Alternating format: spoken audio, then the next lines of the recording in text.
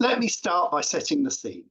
Across the UK, there are nearly 4,000 chiropractors, each professional seeing multiple patients every single day, often seeing the same patients regularly for months or even years. In contrast, last year, the GCC received less than 70 complaints. So it's clear that chiropractors in the UK are doing a good job.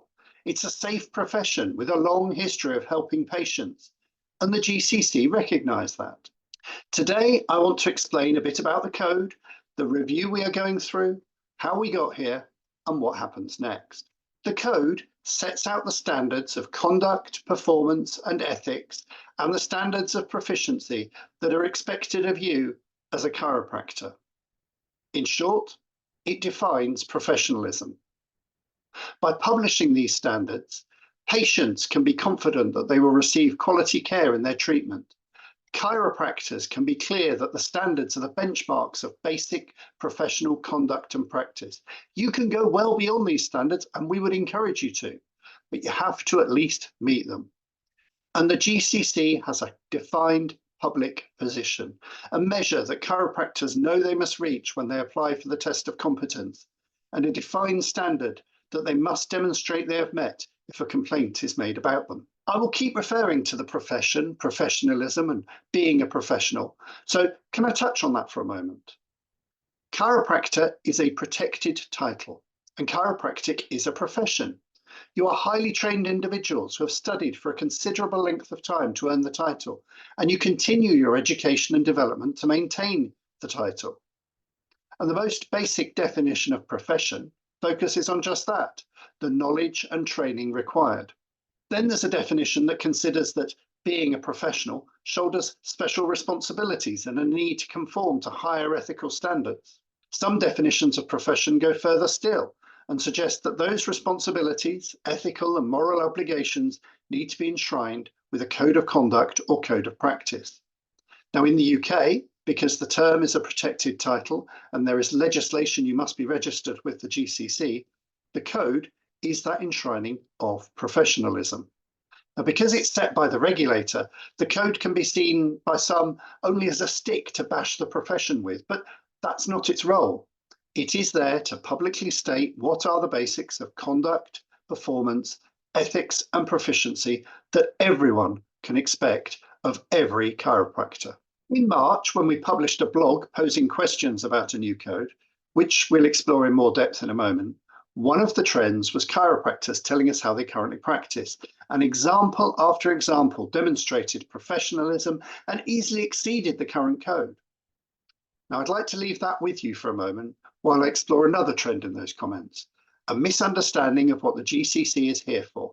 So please just allow me a moment to bust some myths. We don't promote chiropractic care. That's the role of the professional associations.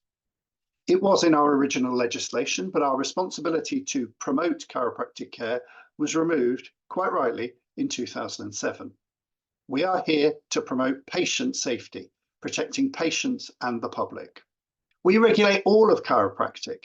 We know it's a wide spectrum of practice, belief, and approaches, but we regulate everyone under that broad umbrella of chiropractic in the best interests of patient safety. We are an independent statutory body established by and accountable to Parliament, not government. There are 17 members of staff working for the GCC, but much of our work is carried out by partners, the lay and registrant members of our council, panels, and committees.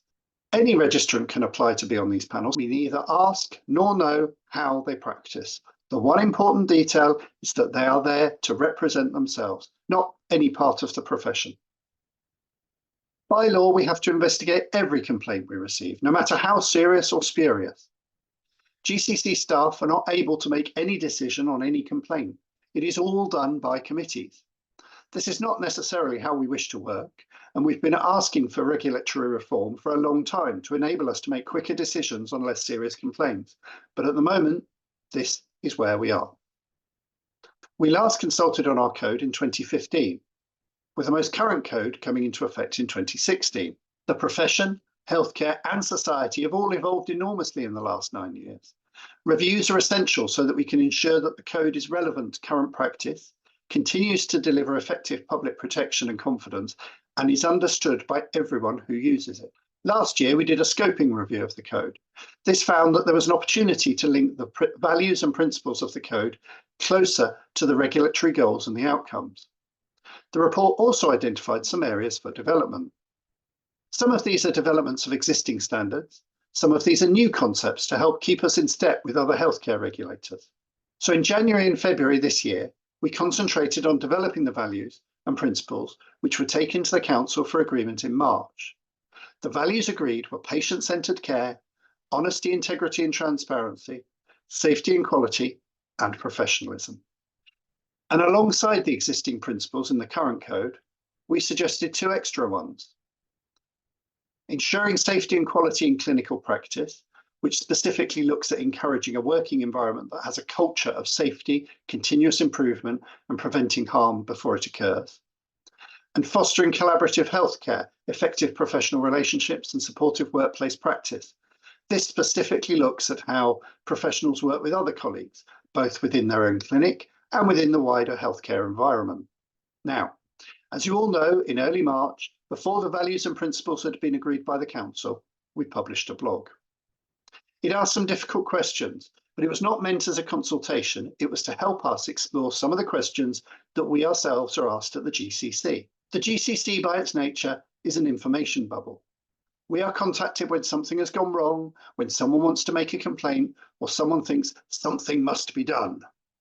We don't hear about the thousands of patients who enjoy safe, successful chiropractic care, and we don't hear from the thousands of chiropractors who are quietly getting on with providing that care.